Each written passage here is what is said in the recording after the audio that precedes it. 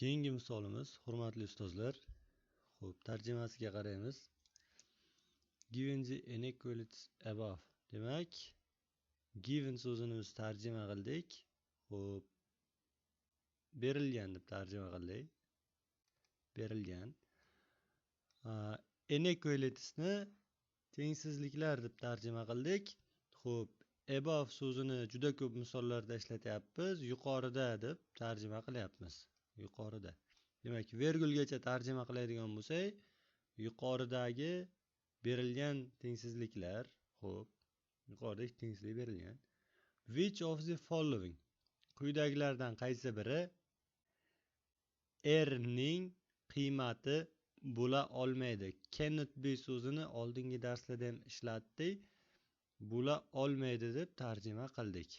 Bo'la olmaydi. Xo'p, shart tushunarli bo'lsa, endi ishlanishini qaraymiz. Demak, tengsizlik quyidagisi faqat s ga bog'liq modulli tengsizlik. Uni yechimini yozsak, xo'sh, mana shu ko'rinishda bo'ladi.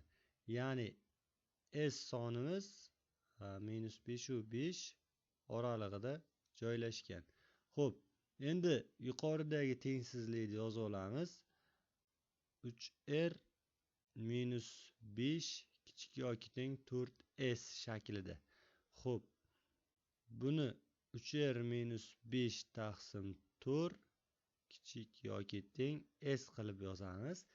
Endi agar mana bu 3r - 5 taqsim 4 ifoda mana bu yerda yoki bu yerda yoki bu yerda joylashsa, kamida bitta yechim aniqlanadi. Xo'p, mana bu qismda joylashib qolish masalasini qaraymiz. Xo'sh, biza yechim bor bo'lish holatini ko'radigan bo'lsak, 3r - 5 taqsim 4 kichik yoki teng 5 holatda hech bo'lmasa bitta qanaqadir yechim topiladi. 3r - 5 kichik yoki teng 20, r kichik yoki teng, xo'p, 25, 8,1 taqsim 3. R'da mana shu qiymatlarda hech bo'lmasa bitta s topilib, bitta yechim mavjud bo'ladi. Demak, mana bu yerga tushmaydigan qiymat bizga hozir yechim bo'ladi. -20 tushadi, -5, 0, 5. Demak, to'g'ri javob E variant. Xo'p, buni tarjimasini tushungandan keyin balki boshqacha usulda o'zlaringiz ishlasalaringiz ham bo'ladi. Xo'p, asosiy muammo, asosiy e'tibor hozir tarjimada. Tarjima qilib olsak, o'zimiz bilgan, o'zimiz qulay usullarda ishlab ketaveramiz. Xo'p, keyingi misolimizga o'tamiz. Xo'p, tarjimasiga e'tibor qilasizlar. Agar m is even integer degan so'zni juda ko'p ishlatyapmiz. Even so'zi juft. Xo'p, odd so'zini ham ishlatyapmiz. Toq. Agar m juft butun son, v toq son bo'lsa va m katta v katta 0 o'rinli bo'lsa, which of the following? Quyidagilardan qaysi biri represents so'ziga e'tibor berasizlar. Mana shu so'zni ham takror ishlatyapmiz. Ko'rsatadi, bildiradi deb tarjima qilinadi.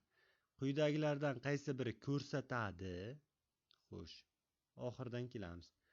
V dan katta va m dan kichik juft butun sonlarning number soni. Demak, number deb yozamiz, soni. Xo'sh, mana buni yozamiz. Katta. Dan so'zi dan deb tarjima qilinadi. Less so'zi kichik. Bu so'zni ham juda ko'p ishlatyapmiz. Demak, tarjima yana bir qaytaramiz. Agar m juft son, juft butun son v toq butun son va m katta v katta 0 bo'lsa, quyidagilardan qaysi biri, which of the following, quyidagilardan qaysi biri v dan katta, m dan kichik juft butun sonlarning sonini ko'rsatadi. Xo'p, buni bunday o'ylaymiz. Aytaylik, Xo'p, v bizga 3 bo'lsin. M sifatida 10 ni olaylik. 3 bilan 10 ni orasida 3 dan katta, 10 dan kichik juft butun sonlarimiz 4, 6, 8. 3 ta. Xo'p, mana bu variantlarga moslab tekshirib chiqamiz. Masalan, A javobni hisoblab ko'radigan bo'lsak, A javob 1 dan atmen bo'ladi. B javob tekshirib ko'rsak, demak 10 ayrilgan 3 ayrilgan 1 bo'lingan 2, demak 6 bo'lingan 2, 3 ta.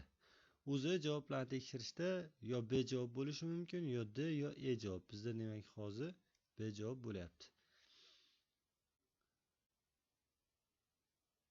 Keyingi savolga o'tamiz. Xo'p.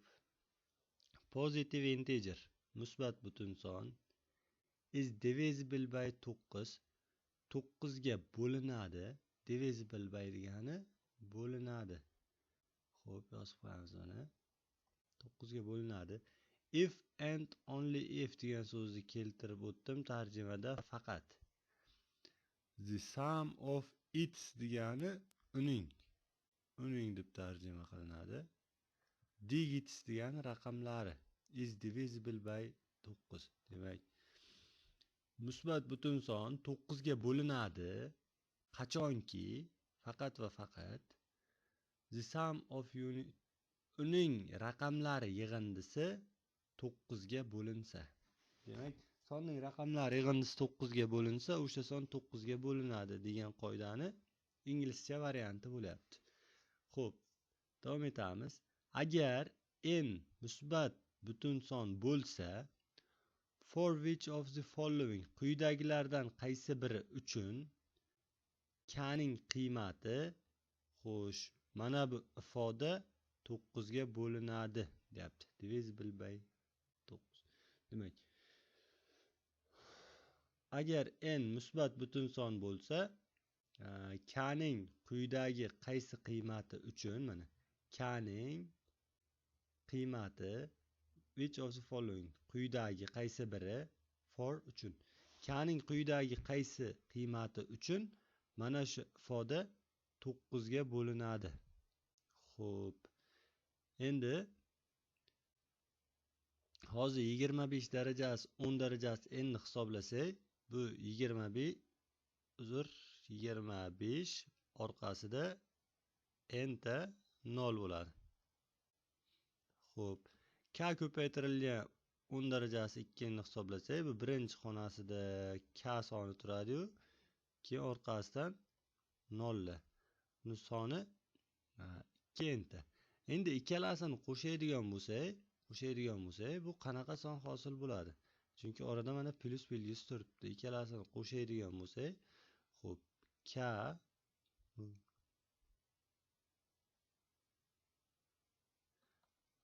mana shunaqa son hosil bo'ladi.